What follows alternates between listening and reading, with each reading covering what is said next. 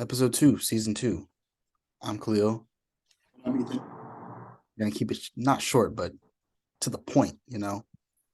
Um, Regular season ended, a lot of really great games. I unfortunately had to work, so I only got to watch two and about an eighth of those games, but they were very good games. Um, Things didn't really play out as we predicted last week, but sometimes unpredictability is what makes things interesting, you know? So I will say I was happy with how everything turned out this weekend. I don't know if you have any feelings strongly. So the Raiders have decided to take in the draft. Oh, so Right.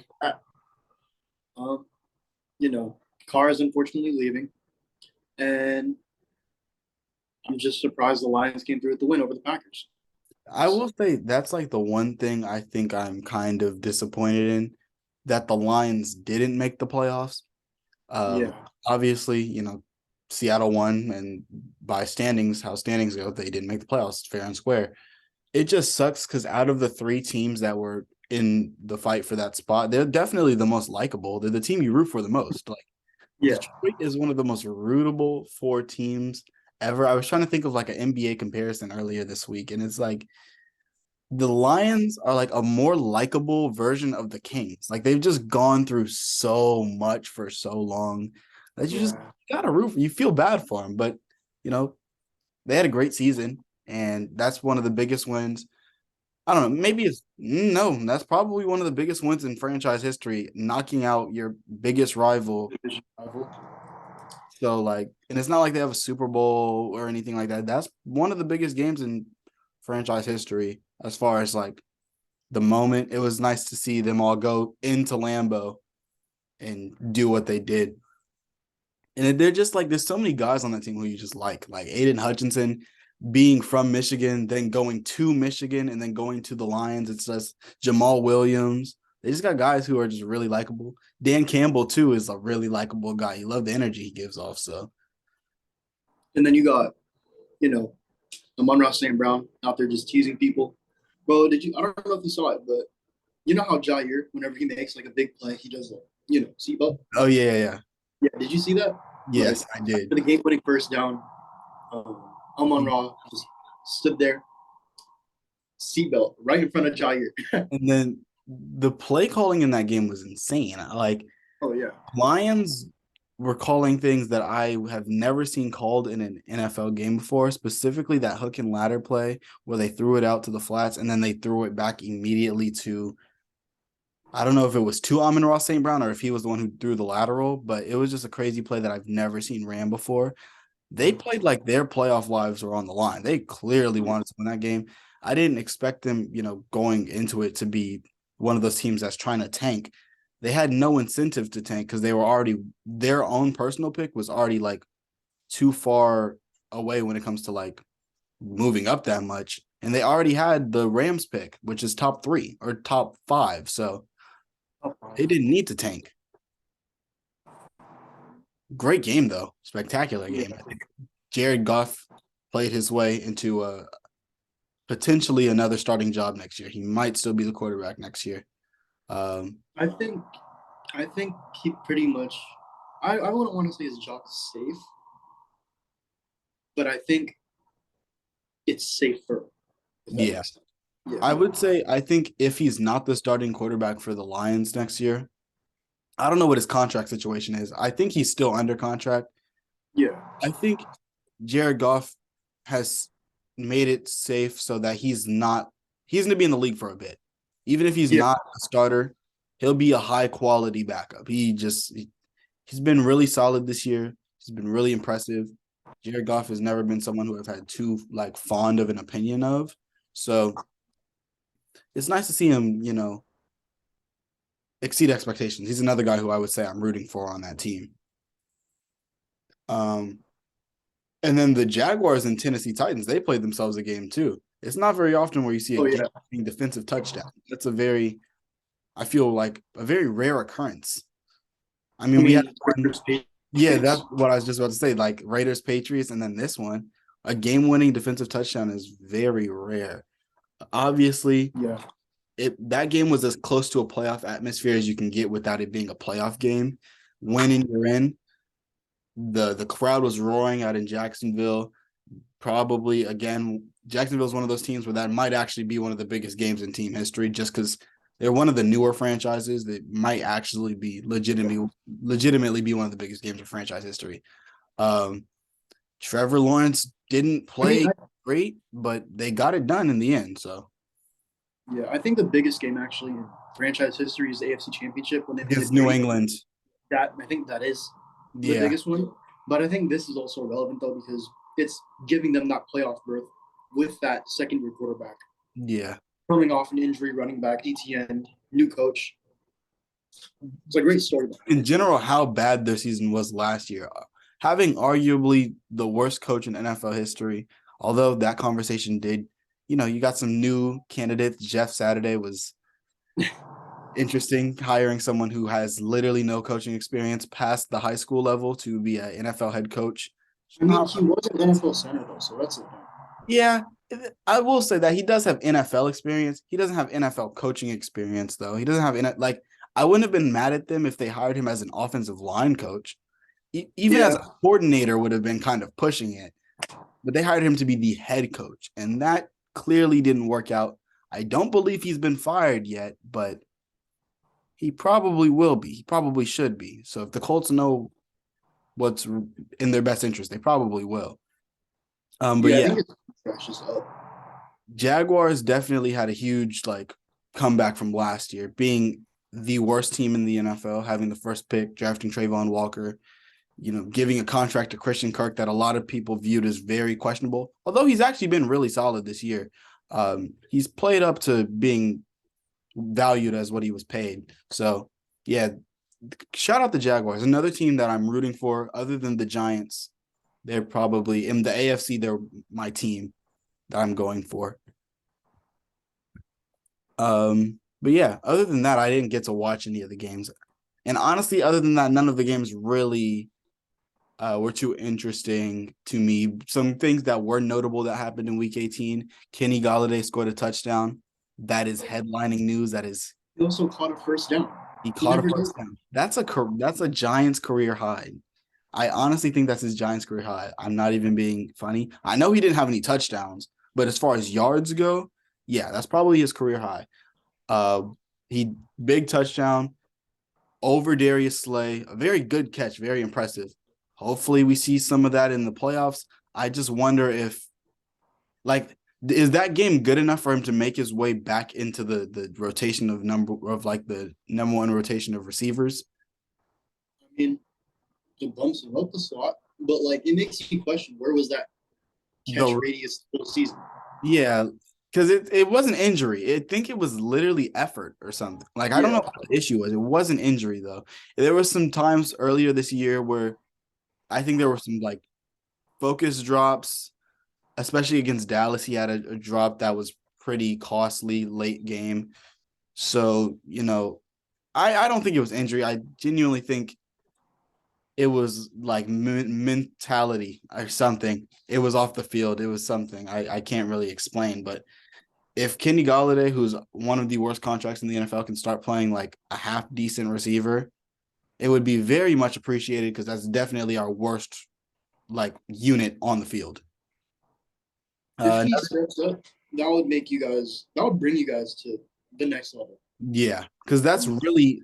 I mean, there's other things that we're lacking, but the biggest thing we're lacking in comparison to any other NFL team is receiving core. We have honestly the worst receiving core in the NFL that I can think of off the top of my head.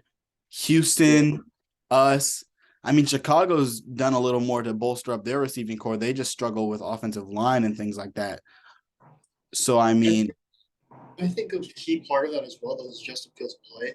Yeah. Because there would be designed screenplays. He just passes it up and throws it up for the deep shot. He uses the screen as a distraction, and then his decision making is something he definitely needs to work on. But as far as just names, I mean, they got Darnell Mooney, Chase Claypool. They got guys who are I would like to think better than, you know, I can't even name a Giants receiver off the top of my head right now, which is really sad. Richie James. Um, oh my God, I can't name a Giants receiver. This is actually crazy. That rookie, I think, is he Richie James? I don't think no. Richie James isn't a rookie. I forget the guy's name, but he was on Buffalo earlier this year, and he had a really good game a couple weeks back. I just can't think of his name at this moment. But obviously, if you can't name more than one of your receivers, and the one receiver you could name was Richie James, your receiving core is not very good. Only receivers I can think of on this team are injured, those being Wandale Robinson and Sterling Shepard. So yeah, the receiving core, not very great. If Kenny Golladay could play as he played against the Eagles starters, and it wasn't the bench players, it was the Eagles starters, it would really help. Another notable thing that happened in week 18 was the Dolphins making the playoffs, something that neither of us picked, which made sense. I'm not going to say it was a bad pick because I don't think either of us were expecting the Jets to what's it called, tank. Yeah, Joe Flacco started for them. So, I mean, the Dolphins still barely won that game, even as is with Joe Flacco playing. So it didn't really boost my confidence in them whatsoever. I don't think them making the playoffs really changes my opinion on them as a team very much. But they just kind of made it just to make it. right. I mean, I got to look at the score, but I think the score was something close to 6-9. The score was It was 6-11. 6-11. So yeah, it wasn't a game that made me feel like, oh, I have a bit more confidence in this Dolphins team whatsoever. It was just fortunately the Jets just tanked very well that game. So I'm trying to think if another notable thing to note before the playoffs, Brandon Staley, Chargers head coach, decided to play starters in a game that meant nothing towards playoff seeding. I have no idea why that was a decision he made. As of right now, Mike Williams is questionable with a back issue. Joey Bosa was also limping off the field, but he's been fine. He was a full participant in practice. But the big thing is Mike Williams at the moment for the Chargers. So I think that he started the starters. So if they get the win, they carry that momentum into the playoffs. Yeah. That's what a logical answer is, and something that if you're that borderline team, you would want, especially against the Jaguars, who could be a high-powered offense, depending on if they execute. And their defense is also they're sneaky good. I won't lie. Week to week. Yeah. They're inconsistent on both sides of the ball, but I think they're inconsistent in the way where it's not like you're going to get great and bad. I think you're just going to get great or okay. Yeah. I think you're going to really get a bad performance. The drop-off wouldn't be crazy. Yeah, it just would be like, even when you look at the game against Tennessee, their offense didn't play good.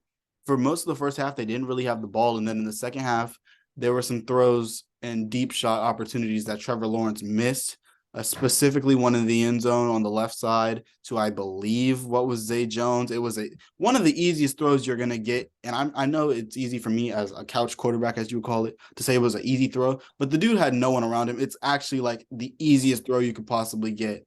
And it just, I guess Trevor Lawrence airmailed it. There was really no reason for him to miss the throw, but he missed the throw. And it didn't, luckily, it didn't cost him in the end because that wouldn't have been a good look. But yeah, their offense didn't play spectacular. But in a game where their offense didn't play spectacular, their defense played very, very good.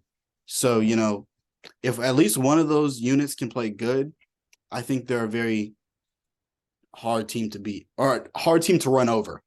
They could be a dark horse. But definitely. I just don't have them making it past the Chiefs or Bills.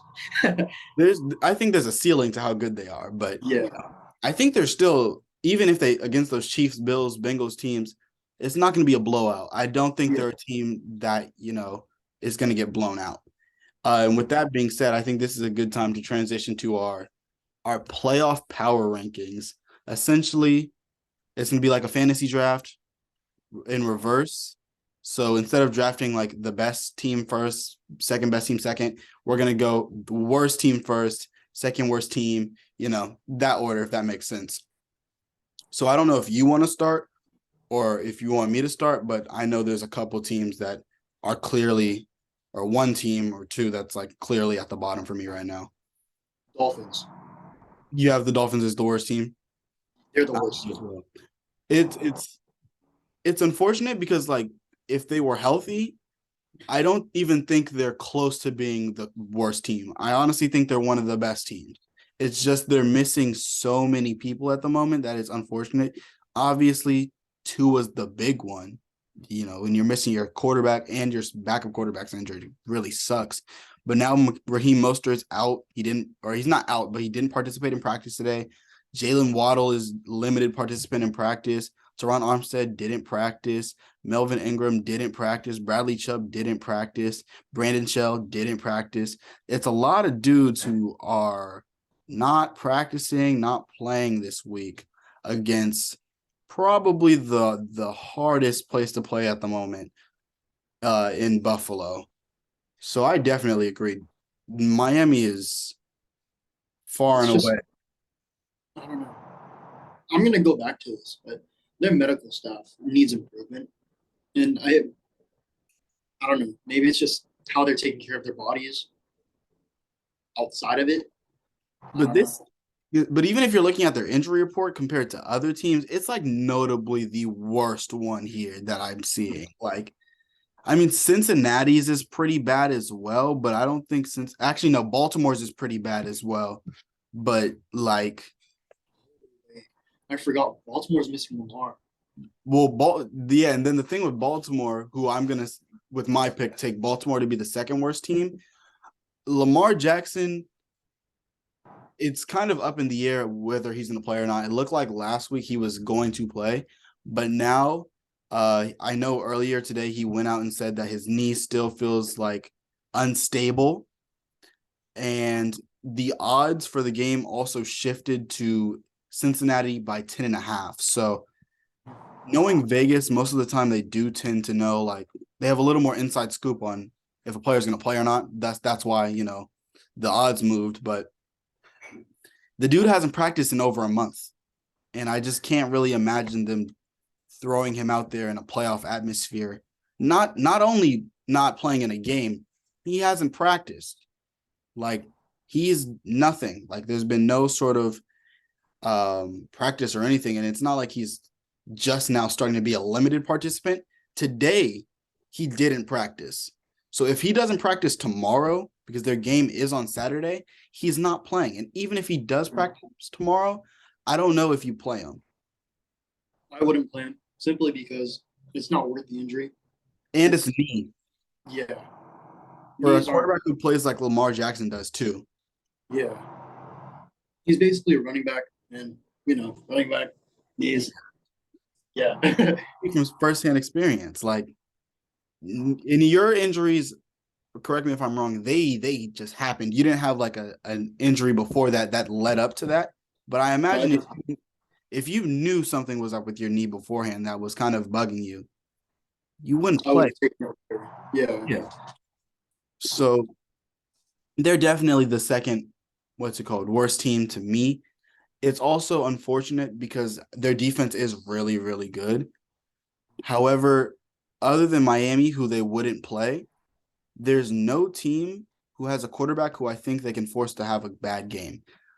Like, I don't think you can play Trevor or Justin Herbert and put up the defensive performance on the same level as you put up against Kenny Pickett and a Deshaun Watson who just came back from missing 2 years of football, or Josh Allen, Joe Burrow, Patrick Mahomes, all those guys. It's really hard to make a defensive game plan that allows you to not have to score over 17 points, you know. So, and their offense has been pretty awful. I'm going to go back and look at all the scores, but I feel like they haven't scored over 20 points in the last like 2 months. The offense has been very, very bad. Last game, they scored 16 against Cincinnati, 16, 17, or 17, 13, or actually, no, 3, 17, 13, 16, 16, 10. Like the last time they scored over 20 points was November 27th. So offense has been really bad for a while now. So I yeah. just really don't have very much faith in Baltimore at the I moment. don't have much confidence in them, but I think I don't know. They're playing a tough Bengals offense. They have that. They have some playoff experience. They made it to the Super Bowl last year, so like Yeah, something. And I just don't see them doing much. it would be very hard. Like, Yeah, it's unfortunate. I'm just glad that it seems like Lamar's not gonna play because I'd much rather Lamar just doesn't play and we miss out on what could be a really good playoff matchup than Lamar do something to his knee that's like very serious and we don't get to watch him be the same Lamar that we've gotten to see yeah.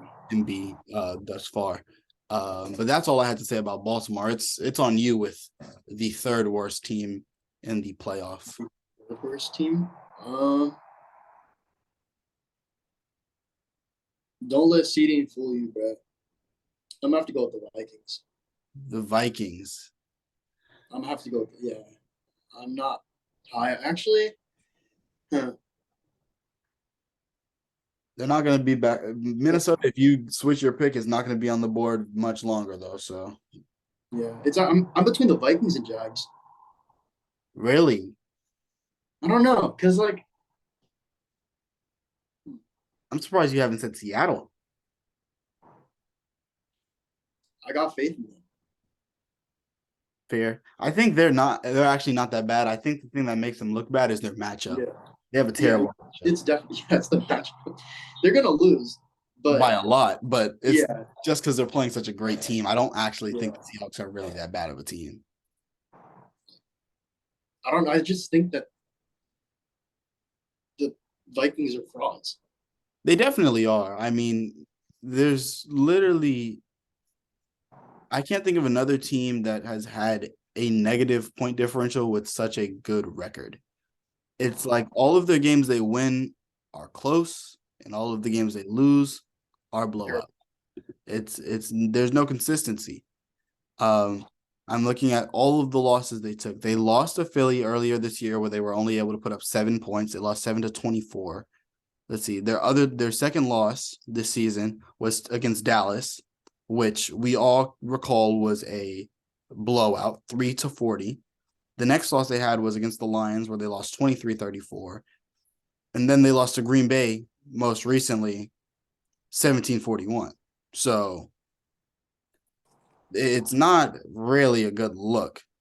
As of late as well, they haven't looked the best. They had that game against Indianapolis where they allowed 33 straight, and then they came back. They still won the game, but it's not nice. It doesn't look good when you're down that much in the first place. The week after, they play New York, who they play in the playoffs, and it's a really close game.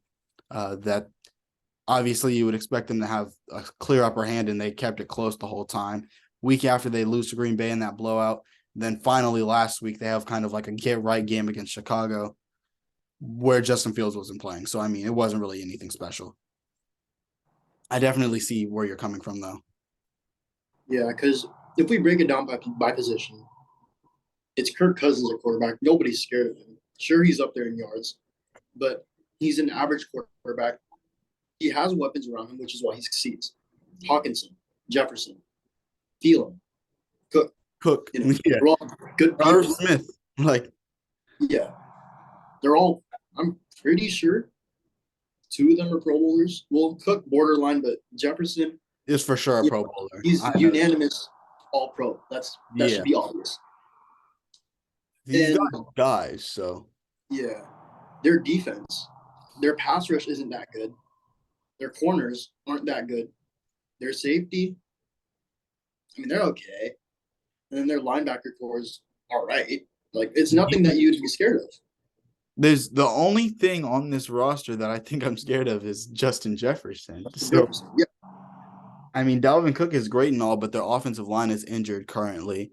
They're missing 2 starting offensive linemen, 2 interior offensive linemen, which makes it kind of hard to run the ball inside the numbers, or not inside the numbers. Not even inside, just running in general. Yeah. Because you can't even run any trap plays. You're missing that guard, or both guards, or center, whoever. And then you can't pull. And then if you run zone, someone's gonna get beat. So yeah, definitely hurts to be missing any offensive lineman. yeah. So I definitely get where you're coming from for sure. The defense is very bad in my opinion. They they have a tendency to allow quite a lot of points to offenses that really aren't great. I mean, 22 to Chicago earlier this year, 25 to New Orleans. Um, they gave up obviously the 40 to Dallas and 40 to Green Bay. And they gave up 26 to Arizona, who was struggling all year. 30 Even plus they even have a turnovers. game against Washington earlier this season where that was really close, only 20 to 17. So they're definitely not that great. Yeah. That's where who would you have at 3 if I didn't pick the Vikings? Well, I'm gonna take them with my next pick. Oh, Um, I think I'm gonna go Seattle. okay. I Seattle's great story. Geno Smith, all those guys. Kenneth Walker is the guy who I was really high on going into the draft. You know, Kobe Bryant. I mean, he had one interception I think this year, but they have a guy named Kobe Bryant. That's pretty cool.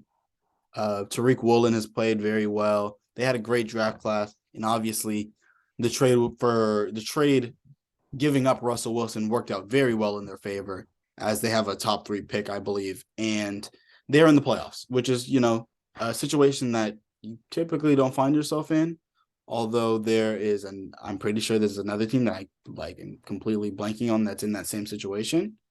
Um, oh no, it was the Lions that could have been in the playoffs Yeah. and had a good pick. But yeah, I think the thing with Seattle is again they have a really poor matchup, but also the coaching. Pete Carroll is a solid coach, but there's a lot of times where I feel like he just gets out coached, especially against McVay. He struggles against the Rams very often. Shanahan is always a hard coach to beat, and they're not really coming in with the best momentum. Obviously, they beat the Rams and the Jets, but before that, they lost to Kansas City, already lost to San Francisco, lost to Carolina, barely beat the Rams. They lost to the Raiders and they lost to the Buccaneers. So they're a little dicey at the moment. They're not really coming in with the best momentum. So I'm down on Seattle at the moment. I think the defense still clearly has holes, although they had a very good draft last year. And the offense as well has some things they need to improve, especially the offensive line. So that's who I have as the 4th worst team in the NFL playoff. I can see that. With my pick for the 5th worst team, I'm stuck between two again. That those two being Jags and Bucks. Like I was never really sold on the Bucks in the Mm-hmm. first place. I don't even know. NFC South they kind of. Yeah, they have like the worst record as the 1 seed, I believe, right? Yes. Yeah, they do at 8 and 9, and then the person next to them would be Jags at 9 and 8. Yeah. Um, yeah, I'm just not really sold on them. They're shaky all season. Very true. Mm, Mike Evans, he had one good game. Other than that, it's been kind of rough for him this year. Yeah, I can say. Um, I mean, they are getting healthy at the right time. I will say that Vita Vea is looking to come back, so that's always great. He's definitely someone who boosts your chances of winning. But yeah, overall, very bad season. And it's been mostly the or not the defense, the offense. The offense has been pretty bad. 18 points a game, 25th in the NFL. And if you're not able to put up points, there's a lot of teams you can't beat. More so in the AFC, but in the NFC as well. There's some very good offenses out there. Notably, I'm looking at some games to really, look out for. I mean, for the most part, the teams they lost to were really good teams. They lost to Cincinnati, they lost to San Francisco, lost to Kansas City. Um, but it's games like losing to Pittsburgh and Carolina it makes me feel a little iffy. And those are games where the offense was abnormally bad. 3 points against Carolina is really like That's not something you embarrassing. look forward to. 18 against Pittsburgh isn't really something to be too happy about. Then even against the Green Bay, you put up 12 points. So I mean, when the offense is good, they they typically win or play good at least. But when the offense is bad, obviously, You have no momentum. they really don't win games. So it's gonna come down to the offense and if they can step up. The defense is getting healthy to me. Um, Obviously there's talent on this roster. You got the greatest quarterback of all time. You got Julio Jones as like your sixth string receiver. Chris Godwin, Mike Evans, all those guys. It's a very talented roster. It's just not really their year. And I think losing, dang, I can't think of the coach they had last year. Bruce Arians. Losing Bruce Arians really hurt them a lot. I was about to say Ron Rivera. Yeah. I don't know why. Who do you have for the sixth worst? Sixth worst. I think it's Jacksonville at this point, just by order process of elimination. I think for me, I think they just have they they're just young. They're really young. Out of all these teams, even the Chargers, although it's their first time being back in the playoffs in a while, at least they have experience against big teams. They play the Chiefs every 2 times every year, so they have experience in big games. The Jaguars, they're kind of new. I mean, it's been quite a bit for them in the playoffs as well. This is a completely new team to the team that was in the playoffs first time. So they're all really new to this kind of atmosphere. Obviously, you got Trevor Lawrence. It's his playoff debut.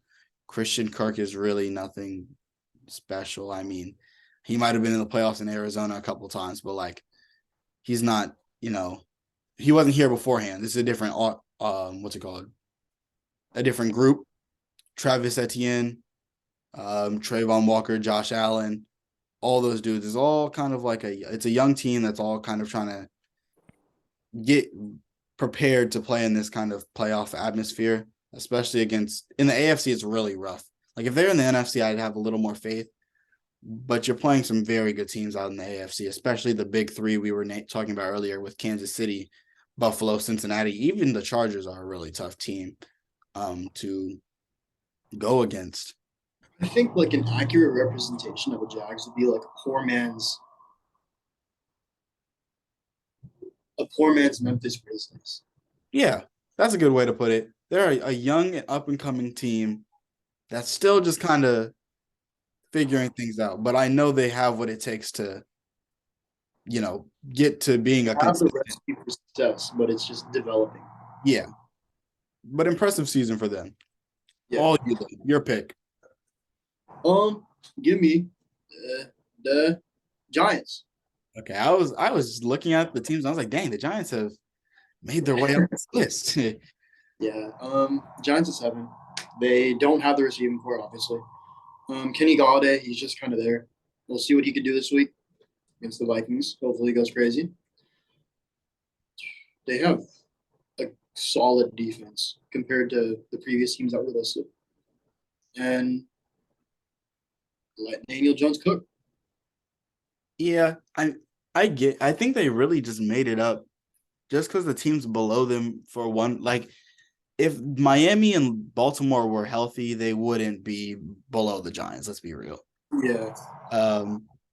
But I think the Giants they've been playing good all year. You got to give them some sort of kudos. They haven't did anything this year that's made. I mean, they had one game against Detroit that made me feel like, okay, maybe this team actually isn't that good. But for the most part, the Giants all year have played good football. They played smart.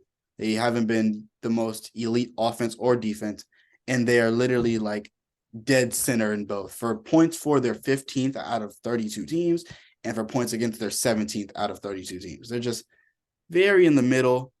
A lot of their games have been close.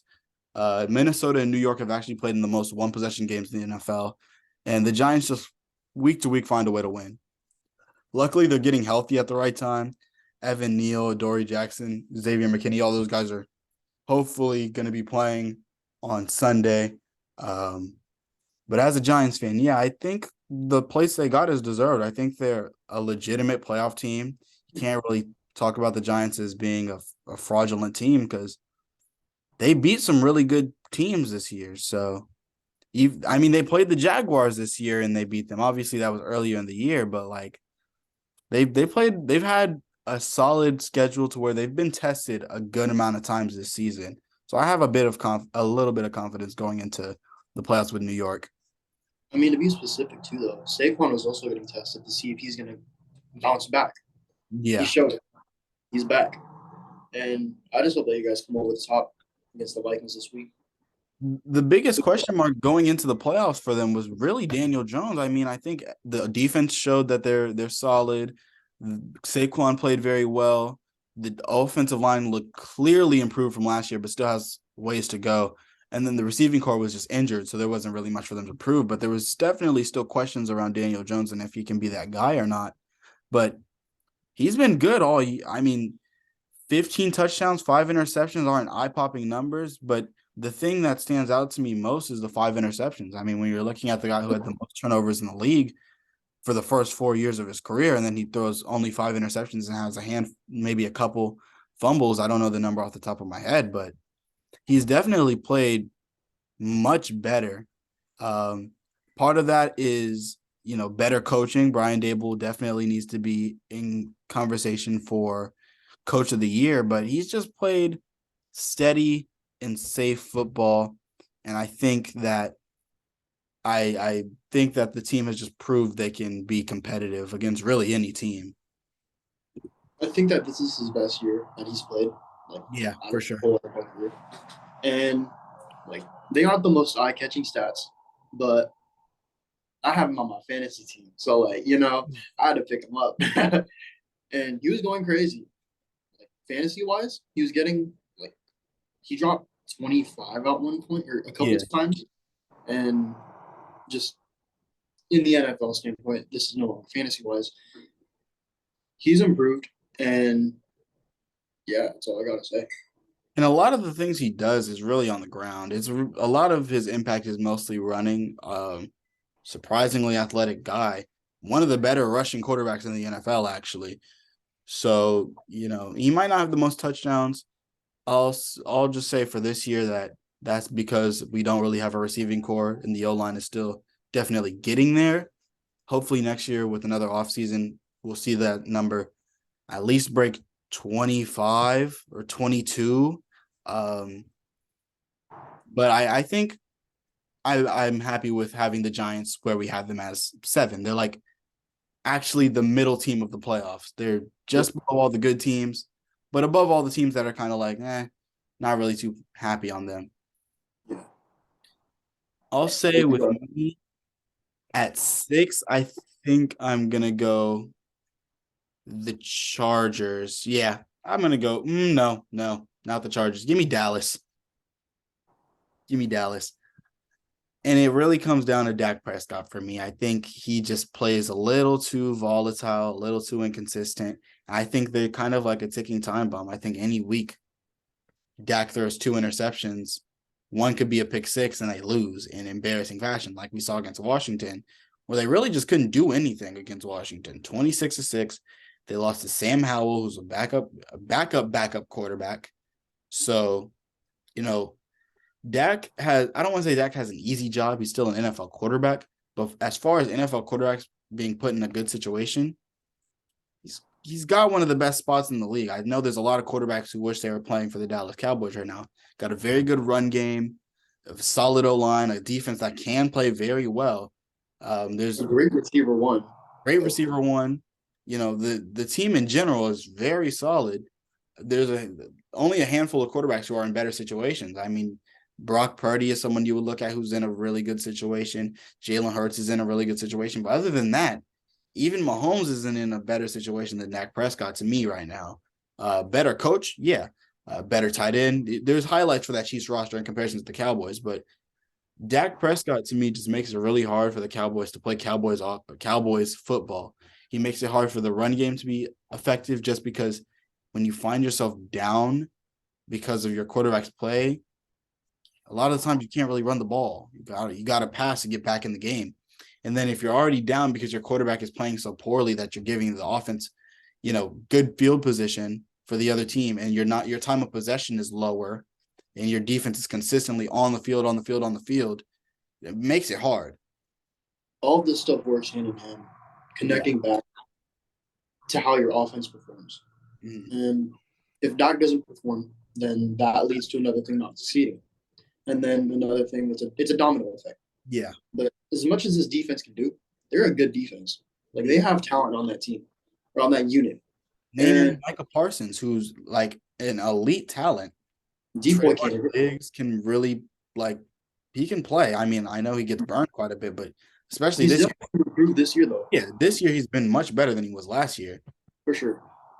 There's talent there. It's literally quarterback play that is stopping me from being super big on the Cowboys. And I was big on the Cowboys. This was a conversation we had off the podcast earlier this year. I was like, I think the Cowboys can win it.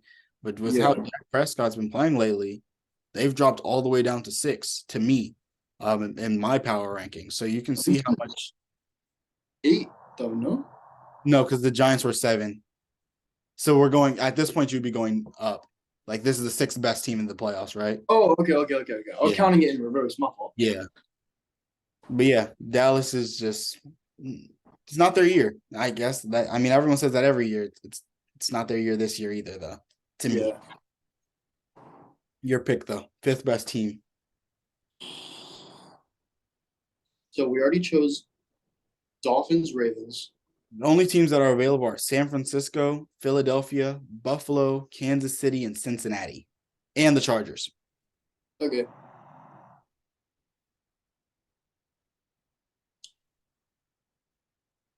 Give me the Eagles. Eagles this low. Okay. Yeah. I want to know. So quarterback-wise, we've seen what they can do without Jalen Hurts. They can't do anything. They're just trash. And I think their defense is also kind of mediocre. Like, they're also kind of frauds on defense. Because, again, their pass rush isn't good.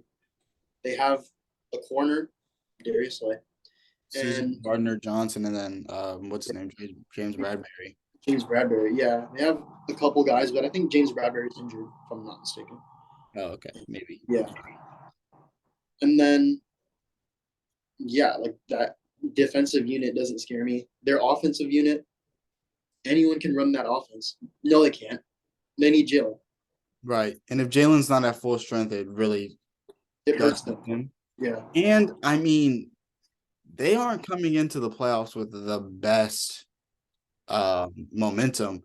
Obviously, they lose to the Cowboys, they lose to the Saints, and then they beat the Giants. But it wasn't the most, flashy win. You would expect against the Giants' second stringers, it wouldn't be a one-possession game, but it was. So they definitely aren't, coming back on the best terms. But I will say they do have a bye week, which will benefit them greatly. It'll allow them to get even more healthy than they already are.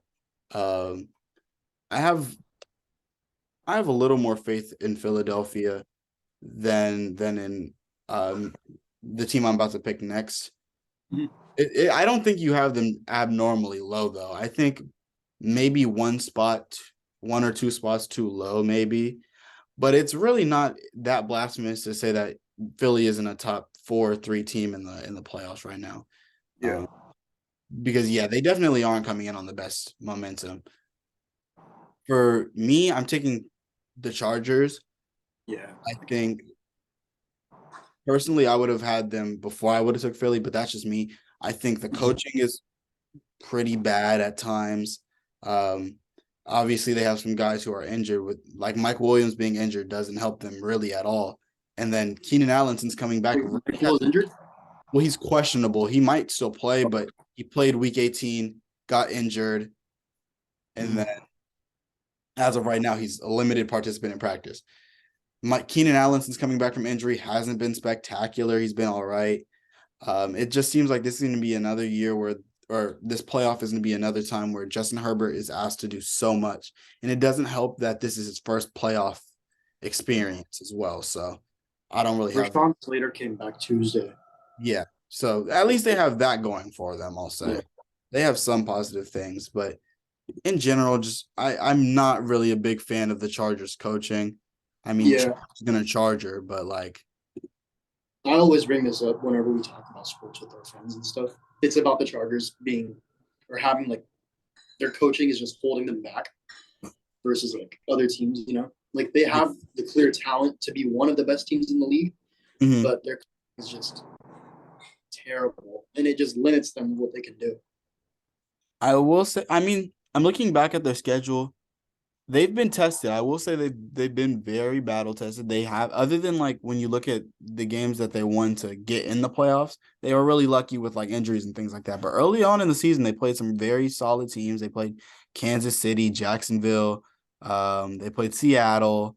They also played San Francisco and Kansas City again, obviously. Miami, but without or no, Miami with Tua. And they won that game. So they've played some very good teams. So I don't think they have like limited experience against quality competition, something that you could say about the Eagles because their Yeah. competition, their schedule this year wasn't very eye popping. But yeah, the coaching does limit them a lot. And there are still holes on this roster to where I don't think you can really just make up for the coaching. Yeah, for sure. Okay, this is where things get hard. The big four. Okay. My Uh pick. Oh no, your pick. okay. Okay. I'm gonna go with the Cincinnati Bengals. Fair. I can't even really be mad at it. They have the worst defense out of all of these four teams. Their offense, it's it's again, they have like three wide receiver ones. It's Right. crazy. Joe Mixon, Joe Burrow, an improved O line. Like offense is Yeah. very solid. Joe Burrow's exponentially grown this season, and he's just like his pocket presence is just crazy. Like I don't know if you've seen it, but like the way he moves around in the pocket and he just senses when someone's behind him or like chasing him. He Mhm. it's like he has eyes everywhere. It's crazy. Especially that play against Ball. I think it was last week against Baltimore where he got out of pressure. Like it's he's like you know how people call him Joe Cool.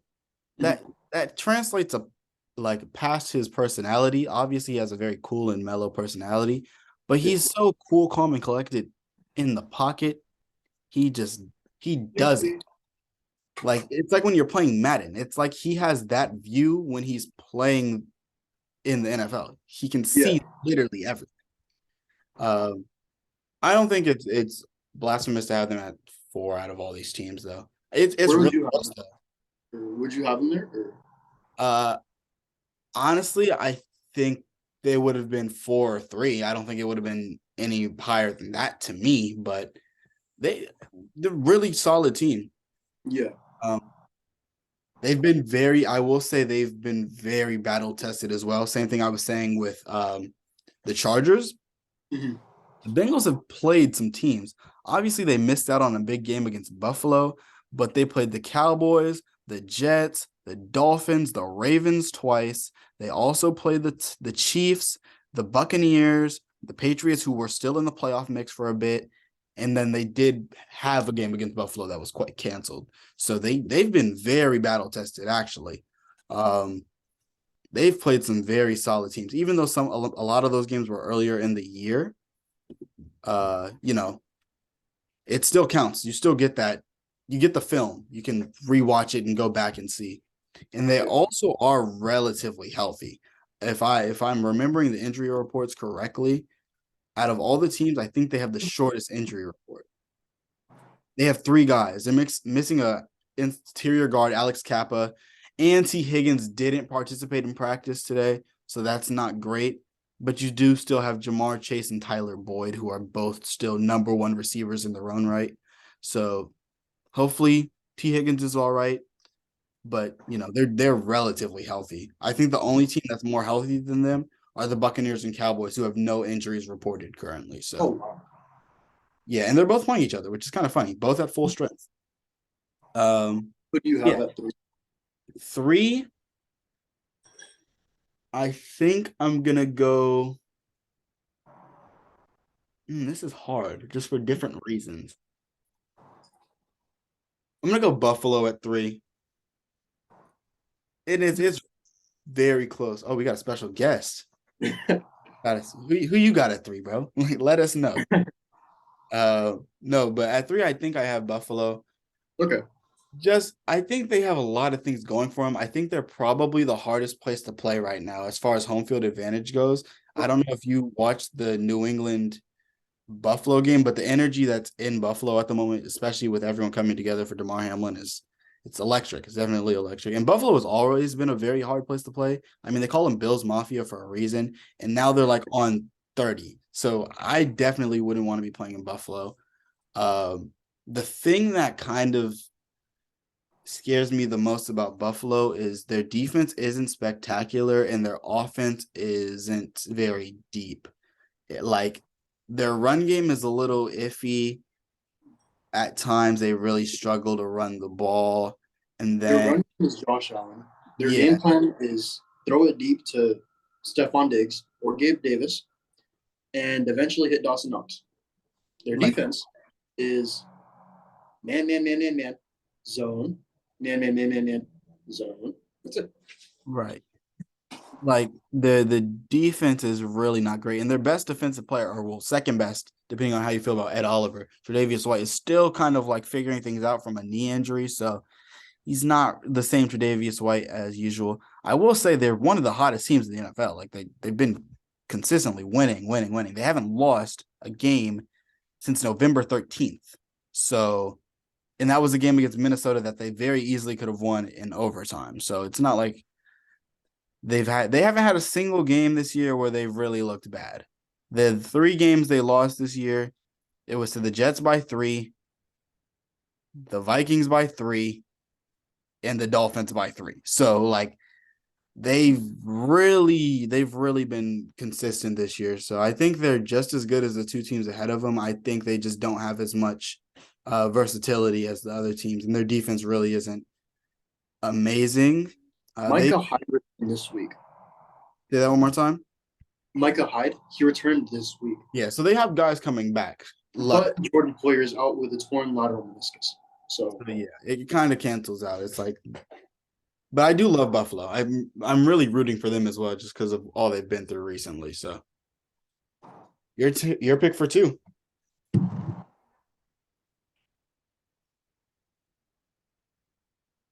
Chiefs. Okay, I would have had the same team. So Receiving core, they got some weapons there. You know, they got Kadarius Toney at receiver 9. Juju. Who else do they got? Mecole. Mecole should be coming back soon if I'm not mistaken. yeah, They have the battle, so it doesn't matter. yeah, Them having those 3 weapons though is crazy. I didn't even have to mention Kelsey yet. right. That's another weapon. That's on another Kelsey dimension. almost is underrated at this point. Like he doesn't get the credit he deserves at times. Yeah. And then their running backs are low key. They sneaky. They've always been sneaky. Isaac Pacheco, Isaiah Pacheco Isaiah- and Jarrett McKenzie. You know, is it Jarrett? Jarek McKinney or McKenzie. It's one of them. Jarrett McKinney, yeah. And their defense is literally Chris Jones. Like, bro's unstoppable. Have you seen the games? Yes. Like, Chris he's getting Jones doubled is every single play, and he has like 15 and a half sacks. It's crazy. their defense is not amazing. Like league average, it's 16th. So that's kind of something you look at a little, you give it a little bit of a side eye. But Patrick Mahomes is like one of 2 quarterbacks this year who's really played good against San Francisco's defense. The only other quarterback who did it was Jarrett Stidham for the Raiders, which was Go. fluke game if we're being real. It was like he's never going to play that good for the rest of his life if we're being realistic. But Patrick Mahomes, we know, can play. He can make plays against this offense. Or this defense. Not only did we see it this year, but in the Super Bowl with the O-line being as bad as it was that game and the receivers making, some mistakes, he was still making plays. Are you talking about gun wide tight jet chip wasp? Yeah, like the dude can make plays. Like I think there's no quarter. I mean, other than Josh Allen and Patrick Mahomes, I don't think there's any other quarterbacks who I'm like super confident won't be the downfall of their teams against the Chiefs. I mean, the 49ers. I think, oh, and Joe Burrow, but any other quarterback, I'm kind of like, okay, this guy could really have a bad game that costs his team. For those three, I'm kind of like, yeah, I'm pretty confident those guys are going to still do their thing. I mean, another thing to mention though for the Chiefs, they got Frank Sky, L'Jarius Sneed. You remember him? Oh, L'Jarius Sneed, yeah, for his, That was him, right? It was yeah, it L'Jarius was Sneed? L'Jarius Yeah, Sneed, yeah, that yeah. was, But like without Chris Jones, that defense is going. They're not good at all. yeah, That's basically what I'm trying to get at. And yeah, it lacks Nick in Foles talent. flying around. They're just a mediocre defense, but Chris Jones carries and elevates that. Yeah, their defense is really nothing special. They don't have a lot of Yeah. guys I really trust whatsoever. And by default, I guess that makes San Francisco one. I mean, what is there to be said about San Francisco? The defense is elite, like as elite can be. And The offense. the offense is still doing its part. But the defense, I mean, when your defense is so good, it kind of helps to have your offense. If your offense is struggling, you get better field position, you get more times with the ball. It helps a lot.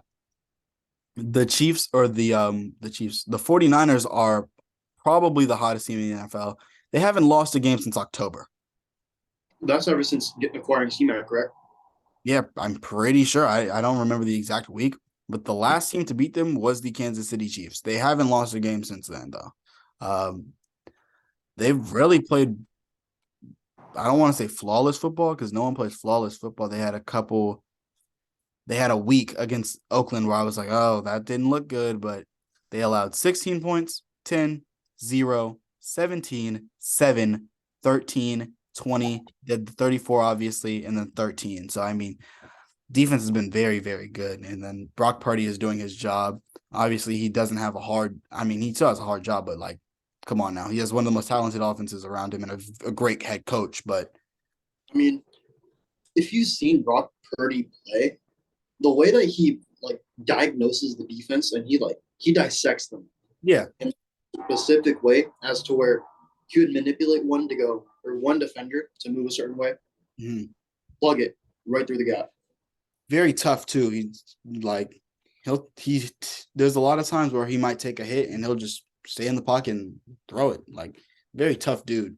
So there's something to be said about a third string quarterback being ready to just play. I think Ayuk they need to find ways to get Ayuk the ball more because I think he deserves to get it more. But it would be tough feeding Kittle, Ayuk, Debo, Christian McCaffrey. Like there's just so many guys to go around. They also arguably have the best not even arguably, I think they have the best offensive lineman in the NFL in Trent Williams. So that helps a little bit. Just cherry on top. Okay. Now we got to get to actually picking the games. Okay. But this I mean, a lot of the things we talked about kind of translate to the games. I think. Let's speedrun it real quick. So, Bills the games Dolphins, that we know Bills Dolphins is. Yeah. I don't think there's really much to talk about over Ravens Bengals. I think. Yeah, it's a little bit more of a conversation to be had just because there is a possibility Lamar plays, but I just think he hasn't practiced, so that still just makes it a bit harder to even trust them. It doesn't make sense for him to play anyways. Right. It doesn't make sense for him to play, but even if he does, he doesn't really have any sort of like preparation. Yeah. So I'm gonna go Cincinnati. Kind of hard. Chargers, Jags. That's a game where there's like it's a toss up. Yeah. I have the Chargers sneaking away with it. I think I could go with the Chargers just because I think they're more prepared. They've played again, you've played the Chiefs 2 times a year for the last few years. It really helps you to play a team that good. I think, and every time the Chargers play the Chiefs, they play a good game.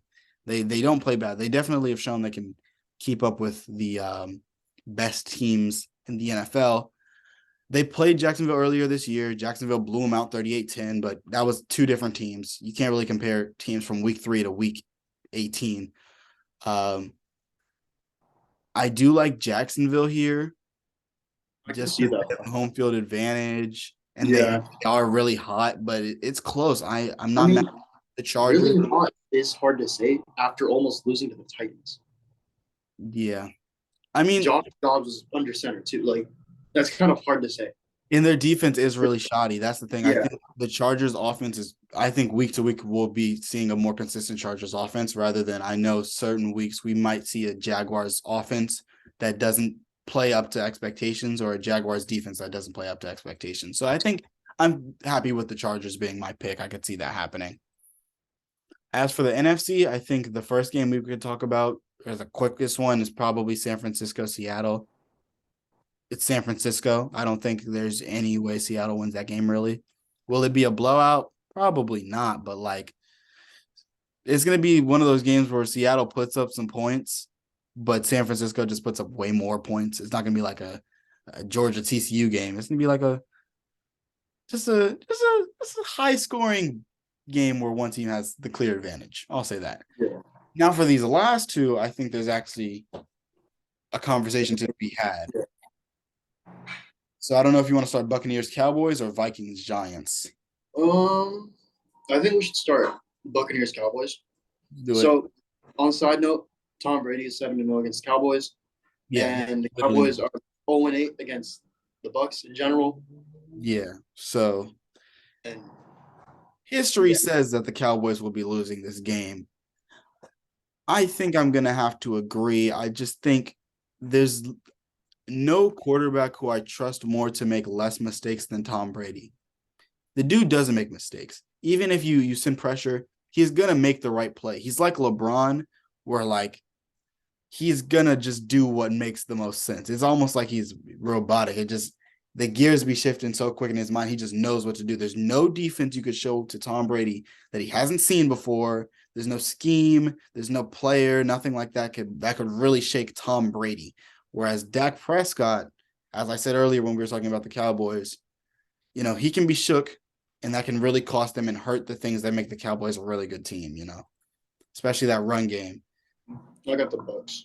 I definitely can agree to the Bucks winning that game. Although it's not like far. If Dak plays good, I see the Cowboys having a very good chance to win that game.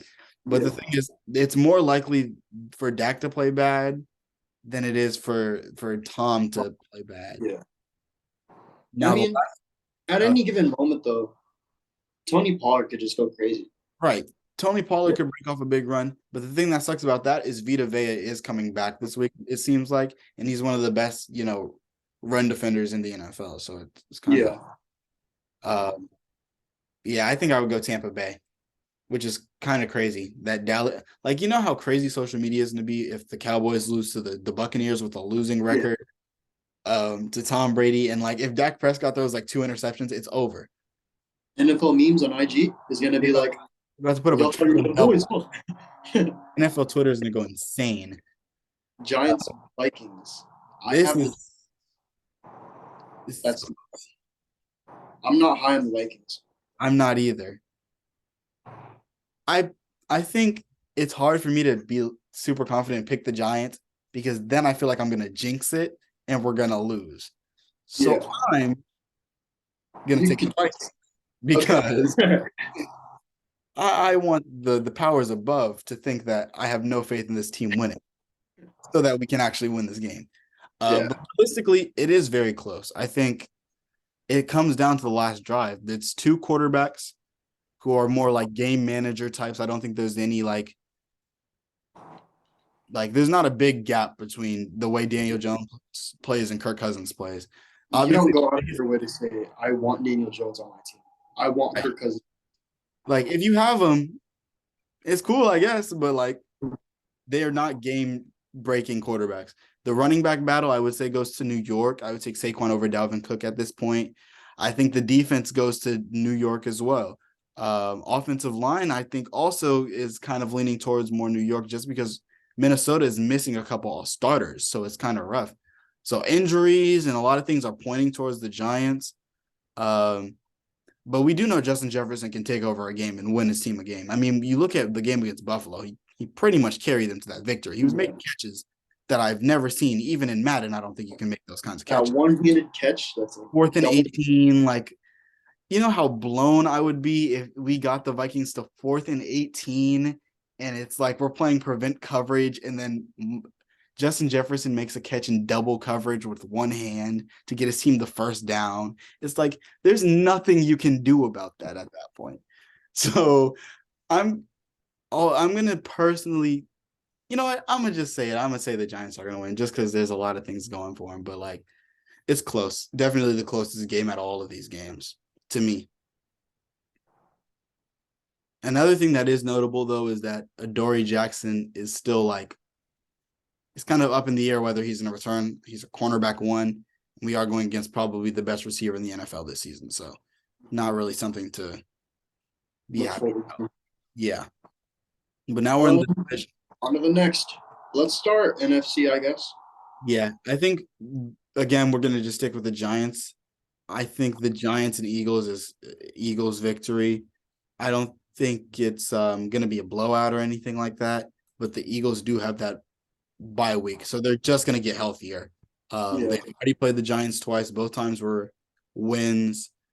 One of those games wasn't really the best win, but obviously the first time they played, it was a pretty big blowout. I think the Giants are going to come with a good game plan, but there's just a really big disparity in roster talent, I'd say.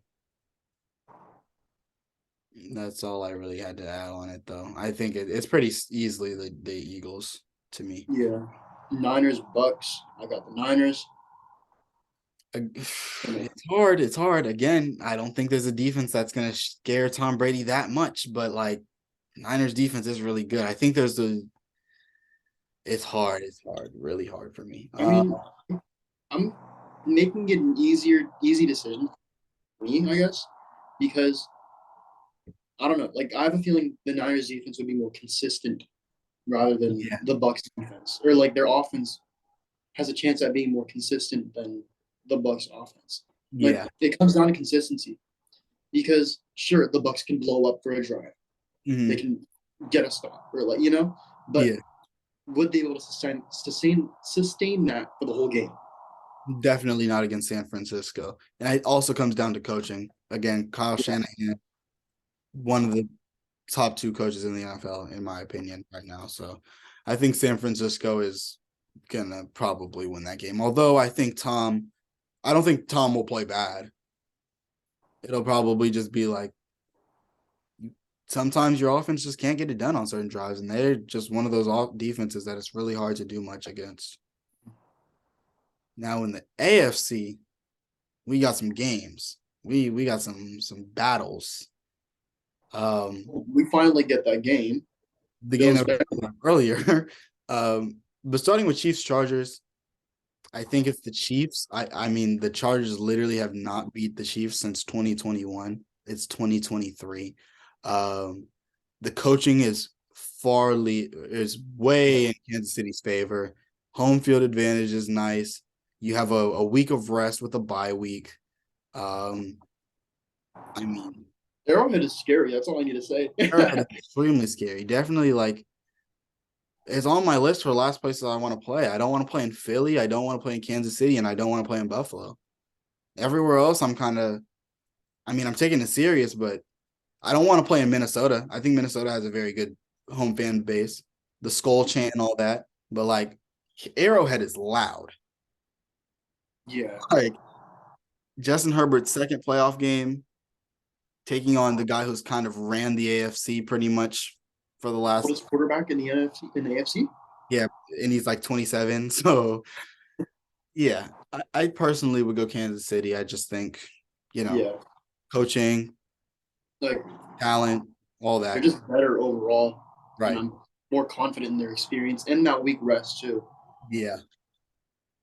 Week rest is going to come in clutch because both of us agreed this Chargers Jags game is not going to be a blowout. It's not like Chargers are going to be up late and Justin Herbert's going to be able to kind of like sit on the bench and just kind of let the game end out. No, they're going to take the last drive. It's going to be, a hard game. Also, no home field advantage in that game either. They're in Jacksonville, then they're going to Kansas City. So the road fatigue, maybe. I don't know. I just think Kansas City's going to get it done.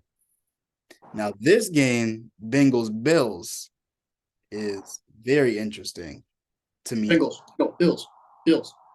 Okay, I have the Bengals. Okay. It's interesting just because I don't think either of these teams are. I think it's like as far as matchups go, neck and neck. It Yeah. one way or the other, it's neck and neck. The thing that takes it over the top for me for Cincinnati is the fact that Buffalo's secondary is injured and the Bengals wide receiver core is so good. That makes it really hard for a defense to get stops. I mean, like if Tre'Davious White is still recovering, obviously you're still probably putting him on Jamar Chase, but your second corner is going on Tyler Boyd, who's great quarterback in his own right. The pressure, they don't get crazy amounts of pressure, which I mean, even if they did get pressure, Joe Burrow would be able to really maneuver that. The Still stay defense in cool. Cincinnati is nothing special, so it'll probably be a high scoring game. I But got like Matt Milano. They got Matt Milano though. He's gonna Matt run around Milano and make tackles. and Eli Apple, he Don't might get burned. don't. But other than that, Cincinnati doesn't have very much going for them. They have Trey Hendrickson who can, get to the Yeah. quarterback. But I think they have Logan Wilson too. yeah, so they got solid dudes, but again, it's not scared of the Cincinnati Bengals No defense. one. Yeah. But Buffalo, give me your reason. So you mentioned Eli Apple. Yeah, true. You know, our guy Stefan. He loves to talk, so he'll get in Eli Apple's head, thus leaving Gabe Davis to get on the Eli Apple and then burning him deep. And then Eli Apple's like, "Where's my teammate at?" And Yeah, then you can send pressure. Go ahead. You can't stop Josh Allen from running though, or right. hitting the check. And then bam, James Cook runs for like 20 yards. And even It's if you gonna be a high send pressure, scoring. especially if it's man coverage, Josh Allen can Someone's make open. pretty Yeah. passes. Like some passes, like I don't know if you saw the throw he made against New England where the ball was in the air for like forever, and it just fell right where it needed to be. He can throw a football better No, than he just kind anyone. of like I have a feeling he just kind of chucks it and then hopes for the best. Yeah, that's the way it looks, and it just always seems to fall in the perfect spot. Ag- Buffalo is at home, somewhere I wouldn't want to play. Um, I wonder if everything that happened the last time, was the game. Oh no, I was gonna say maybe the last time they were in Buffalo. It was in Cincinnati though, but um, I mean, with it being in Buffalo though, home advantage. the crowd is gonna be roaring that game. Yeah. It's But it's then again, I mentioned this last episode. It's overcoming adversity. hmm, They clearly showed that against the Patriots, returning two kick returns for a tub, and then they just cooked. yeah, they're locked in at the moment. So I mean, there's not a lot of teams that can beat them. It's close, and honestly, I'm kind of shifting towards the Bills because I completely forgot about that home field advantage. That's really going to come down to it. But again, if there's any quarterback who could deal with being in that environment, it's Joe Burrow. I mean, he played in Arrowhead last year in an AFC Championship game, and he got it done. Um, Even in the Super Bowl against the Rams, which was technically a home game for the Rams, the crowd didn't really bother him. Then again, the Rams don't really have a fan base like that, but I still loud. It gets loud, I imagine. But I'm mean, gonna you get that for every single stadium. But I mean, Joe Burrow's been in that. I wouldn't want to say championship experience. I mean, let's the say dude's a winner. let's call it winning experience, winning history. There you go. Yeah, He has a rich national win championship. being the best collegiate team of college, or the best football college team ever, Yeah, offensively at least. I mean, you could argue that the best team would be Georgia now or last year, whatever. you also have But those still, USC teams with Reggie Bush and all them. But yeah, yeah, that the LSU. LSU. As far as NFL talent, oh my goodness! Like, come on now, Joe Burrow, Jamar Chase, Justin Jefferson, Jamar Chase being your wide receiver 2 is insane. Imagine taking like you're getting off of your history class and then you're like, oh, I gotta go stop Jamar Chase and Justin Jefferson real quick. Like, oh my goodness. If you just got done with midterms and coach is like, yeah, guys, we got a game against LSU. Because they also had Clyde Edwards-Helaire, and he Yeah. was great in college, Yeah. but it didn't transfer much in the NFL. I mean, he's been okay, but definitely not like an elite talent. He's been solid though. Yeah, he's been solid, but yeah, it's just that offense is crazy. Yeah. But again, yeah, the winning culture Joe Burrow definitely has. It's not a game. This is another game where it's like Joe Burrow's not going to play bad. It's not going to happen. Um, he does occasionally he'll make a couple mistakes, especially early this year. He had a game against Pittsburgh where he didn't really play good. Again, that was week 1. So it's going to be a close game. I think I am going to actually go with Buffalo. So how exciting we had the 1 seed and the 2 seed for both conferences end up in the NFC Championship. But I mean, they were the top seeds for a reason. They're really good Yeah. teams. That is probably going to be game of the year, other than the AFC Championship. If you want to transition to that now, where we have the Bills and the Chiefs, Let's go NFC Championship first, and then NFC, and then go to the AFC for sure. Yeah. Oh, So this is a good game. Niners Eagles, we got frauds versus not frauds. Niners, clear answer. Better team overall. They have weapons all around. I already mentioned that earlier. Brock Purdy. Let's see if Jalen Hurts comes back. We don't know. Yeah. I mean, he played last week, but then it's like it's a shoulder injury, and I don't think he was 100% last week. I wouldn't want him to be using that shoulder. That's just me. Because you The can't only way to rotate is by it. not using it. Yeah. It's close for me. I think the Eagles roster top to bottom, like just talent wise, is really solid. Like You could say the same thing for the Niners, though, too. it is. That's true. But then it comes down to quarterback play and coaching.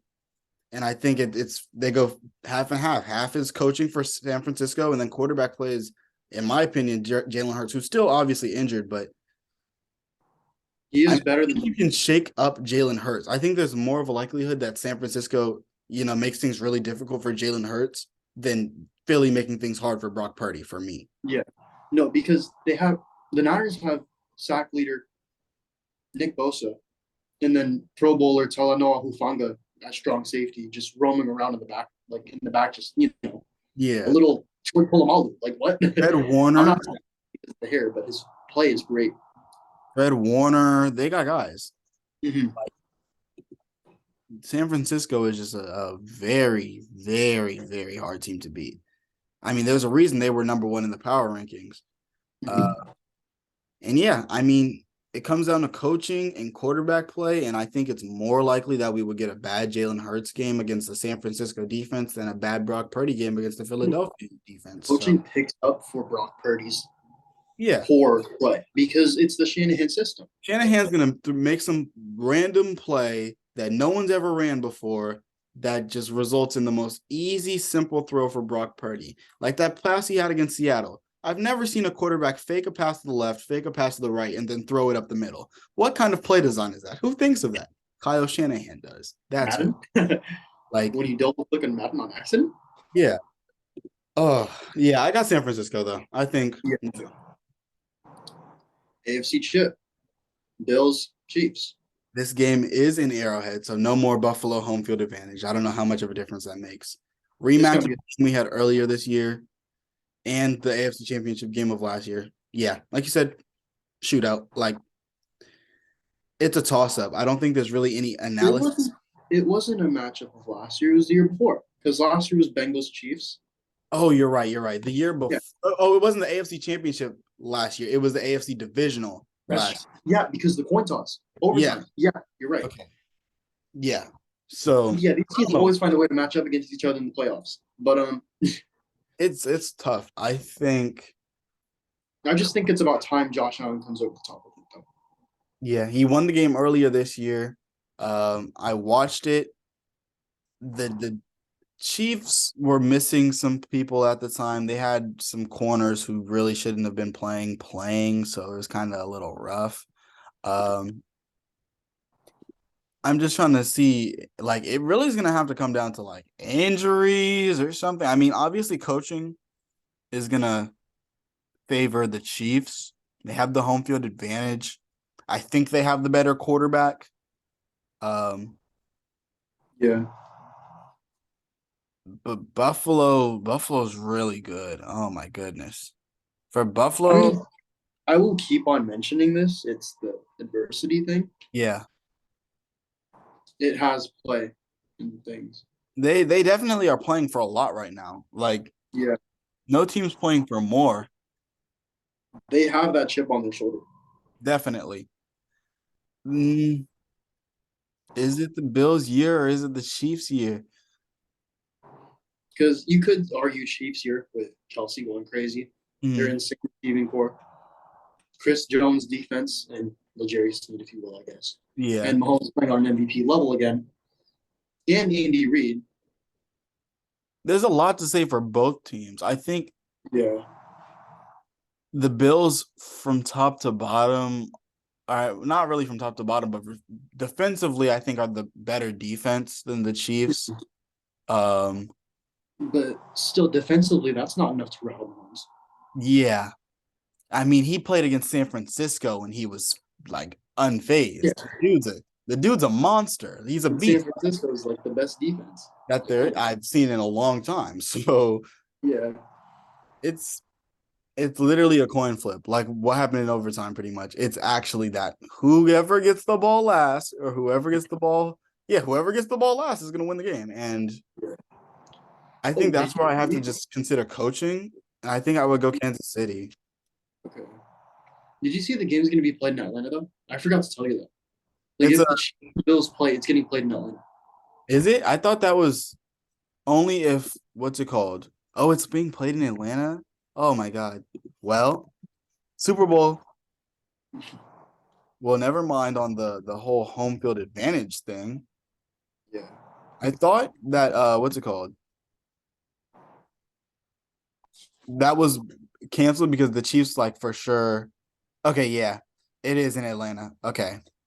Assuming that this game does happen. All right, all right, all right. So yeah. So there is not going to be home field advantage. It's going to be in Atlanta. That being the case, I'm trying to think like the is Buffalo closer to Atlanta than Kansas City? I mean, I feel like both of those fan bases would travel regardless. I So mean, hmm, I think that takes away from the whole home field advantage aspect. But like I was saying before, when it comes to like whoever gets the ball last, time management, clock management, I would give the benefit to Andy Reid and the Chiefs. But if you take Buffalo, I really couldn't blame you. They're such a great team. I mean, I'm going back to my play or to my Super Bowl prediction from that we posted on Instagram. Mhm. It's Bills Niners, and I have the Bills and Niners. You can go Chiefs. Hmm. I think I this mean, we're yeah, gonna diverge and have a crossroad. yeah, But because then I again, have my own bracket right here too. yeah, So it's literally a toss up. Yeah. If the Bills won the game, I wouldn't be like, oh my goodness, I cannot believe this happened. yeah, It's that close of a game. it's So expectation for any team, or obviously it's a game. So like one team's got to lose. yeah. Me personally, I'm gonna go Kansas City. You're gonna go Buffalo. Yeah, Either way, they're meeting against San Francisco. For me, if it's Kansas City in the Super Bowl, I'm sorry. I'm taking Patrick Mahomes. I think San Francisco's luck runs out. If yeah. this is the case, if this is how the playoffs play out, they would have won like 12 straight games. So Oh it's my like eventually y'all are gonna lose a game. Like so I would go Kansas City in the Super Bowl. Obviously, Mahomes showed he can do it against that defense. And again, with Chris Jones being there and all that, eventually Brock Purdy's gonna have a game that's not spectacular. I mean, like he's had games that weren't amazing, but like coaching can only make up for so much, and it's not even like the coaching or what's called the coaching gap in this game is that significant. Andy Reid, Kyle Shanahan, they're clearly the top two coaches in the NFL. I mean, you obviously have Belichick and Tomlin, but like, it's not even like Brock Purdy would have much to do. right? He just Like obviously he has his job because he's an NFL quarterback, but like oh, hand the here you go, ball off, McCaffrey. yeah, hand the ball off like 30 times. You know, pitch it to McCaffrey 5 times for him to throw it to Kittle or something. I Yeah, don't know. McCaffrey to Kittle to Ayuk Yeah, to Debo for a 99-yard touchdown. Some yeah. crazy stuff. But But yeah, I like, think I'll go Kansas City. It's just like it's so hard to win that many games in a row. yeah. Yeah. I don't know. That kind of changed my mind on it, I guess, because I didn't realize that they were on that much of a win streak. Yeah, it's crazy to think about. You would think they would have lost some games in between with all the quarterback switching, but like Mhm. these dudes have been good since October. Like they don't lose. Yeah, yeah. That's where I'd have to go AFC then, Like, because I think it would again result in a shootout. mhm. But then I'm also leaning Niners if it's against the Bills, simply because of that defense. Josh, yeah, and with Buffalo, the coaching isn't as great as it is with Kansas City. It's not bad. It's actually like above average, top 10. Yeah, Uh, Josh Allen as a runner, definitely kind of like you can't play defense the same way you play against any other team because Josh Allen is as a runner. Not only is he fast, but the dude can break tackles. You can't just set a spy with one dude and just like call it a day. Like you got to and if have you set a spy with a corner, he'll just jump over you. right. The dude is athletic as heck. So again, I think even with Buffalo, it's just that's too many games in a row for me to feel comfortable picking you to win. Sure. That's the only reason I can think of because this team is so good and like so hard for me to bet against. It's just they've won at this point a whole regular season worth of games in a row, and it's like, come on now, let's be realistic now. This isn't Madden. I would go Kansas City though.